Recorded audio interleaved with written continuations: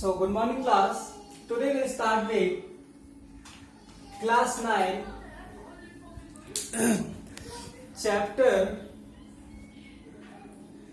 4, and this is our first lecture, and in this lecture we will study about the working of institutions. इस chapter में हम पढ़ेंगे कि जितने भी इंस्टीट्यूशंस हैं हमारी कंट्री में वो किस तरह से वर्क करते हैं under the guidance of the government. So in a democracy, the rulers have to follow some rules and procedures. They have to work with and within institutions. So जितने भी people हैं या फिर जितने भी लोग हैं और जितने भी rules हैं हमें किसके अंडर में काम करना होगा? With and within institutions. So अब ये institutions हैं क्या? These institutions are legislature, executive and judiciary. So the three institutions that play a key role in major decisions are legislature, executive and judiciary. So basically institution जो है वो actually mechanism of government है जो कि run करती है. हम सब जानते हैं कि एक देश जो है वो इन तीन इंस्टीट्यूशन से चलता है, एग्जीक्यूटिव से, लेजिस्लेचर से एंड जुडिशरी से. So let's see what is legislature. Who makes law? जो लॉ बनाते हैं, जो कानून बनाते हैं, वो उनको हम क्या कहते हैं? लेजिस्लेचर. वो लोग जो कानून को लागू करते हैं, जो इम्प्लीमेंट करते हैं, उनको हम क्या कहते हैं? एग्जीक्यूटिव्स. और जो कानून की रक्षा करते हैं उनको क्या कहते हैं? Judiciary. So who makes law? अब लॉ कौन बनाता है? तो एमपीस बनाते हैं, मेंबर ऑफ पार्लियामेंट और एमएलए इन ए स्टेट.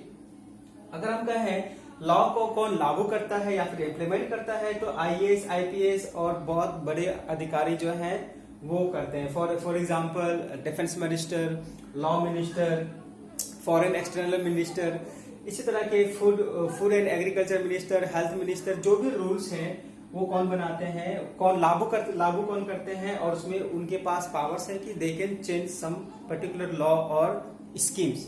उसके बाद जो भी लॉ बना है वो लॉ जो है किसी पर्टिकुलर इंसान के राइट को वायलेट तो नहीं कर रहा है. जो इंडियन कॉन्स्टिट्यूशन में जो राइट मेंशन्ड है या फिर जो भी आर्टिकल्स हैं उसको तो वायलेट नहीं कर रहा है. उन सबको देखते हुए उसके अकॉर्डिंगली जो जुडिशरी है वो उसको जज करती है. और जुडिशरी में there are 3 structure of courts: district court, high court and supreme court. So basically class इस चैप्टर में हम पढ़ने वाले हैं कि ये जो इंस्टीट्यूशंस हैं वो किस तरह से वर्क करते हैं और इनके बाद इनमें कौन कौन सी ऐसी बातें हैं जो हमें जाननी चाहिए और किस इंस्टीट्यूशन का ज्यादा इंपॉर्टेंस है या फिर किस तरह से ये जो इंस्टीट्यूशंस हैं इंटरलिंक्ड है और इनके बेसिस पे किस तरह से जो डेमोक्रेसी है वो फॉलो की जा रही है एक कंट्री में.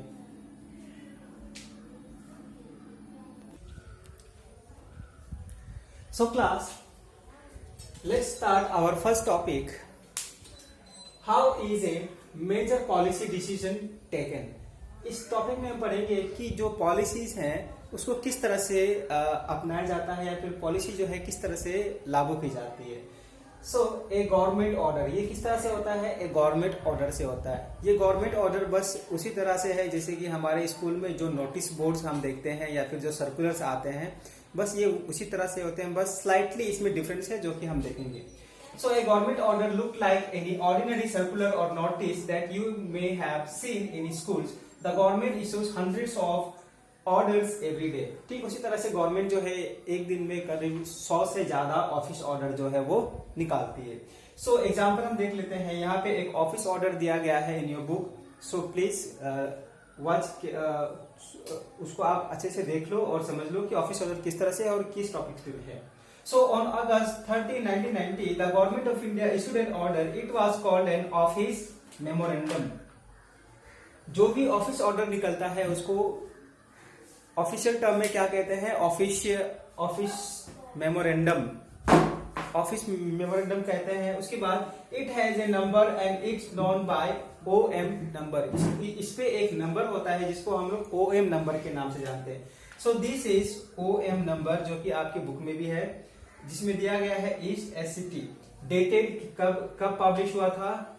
13/8/1919 को, आई मीन 13/8/1919 को। और ये किसने इशू किया था? जॉइंट सेक्रेटरी कौन? पर्सनल एंड ट्रेनिंग ने। तो ये जो ऑफिस ऑर्डर था बहुत ही ज्यादा चर्चे में आया, और ये चर्चा में क्यों आया हम इसके बाद डिस्कस करते हैं।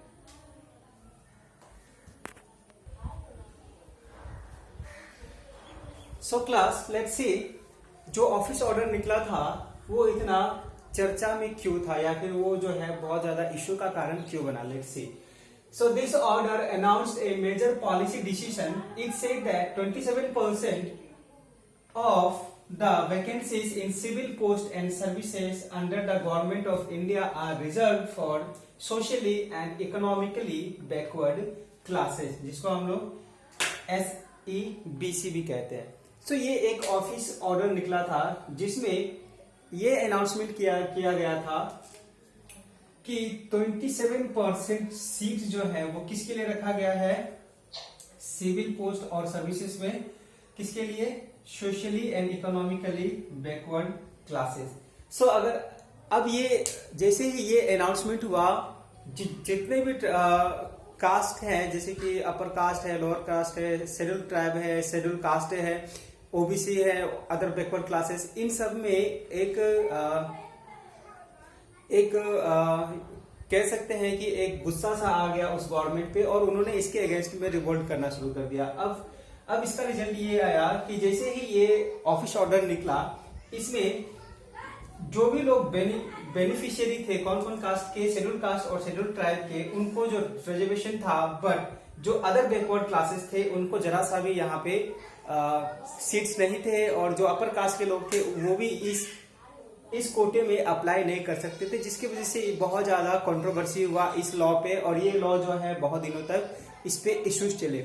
सो बेसिकली हम कह सकते हैं कि इस ऑफिस ऑर्डर में यही था कि जो गवर्नमेंट है उन्होंने 27% सीट जो है वो socially and economically backward classes के लिए रख दी, जिसकी वजह से बाकी जो लोग थे, बाकी जो लोगों को कोटा मिलना चाहिए था उसके अकॉर्डिंगली यहाँ पे नहीं मिला, जिसकी वजह से लोग जो है बहुत ज्यादा नाराज थे गवर्नमेंट से, और उन्होंने इसके अगेंस्ट में बहुत ज्यादा रिवोल्ट करना शुरू कर दिया। और ये जो ऑफिस ऑर्डर था इसके ऊपर बहुत ज्यादा टिप्पणियां हुई, ये जो टॉपिक है बहुत दिनों तक चला, और इसको बाद में जो है मे बी उन्होंने सुधार दिया। लेकिन इस ऑफिस ऑर्डर में जो 27% सीट्स अलॉट किए गए थे सोशली और इकोनॉमिकली बैकवर्ड क्लासेस में, सिर्फ वही लोग जो कि सोशली और इकोनॉमिकली बैकवर्ड क्लासेस हैं वही सिर्फ अप्लाई कर सकते थे।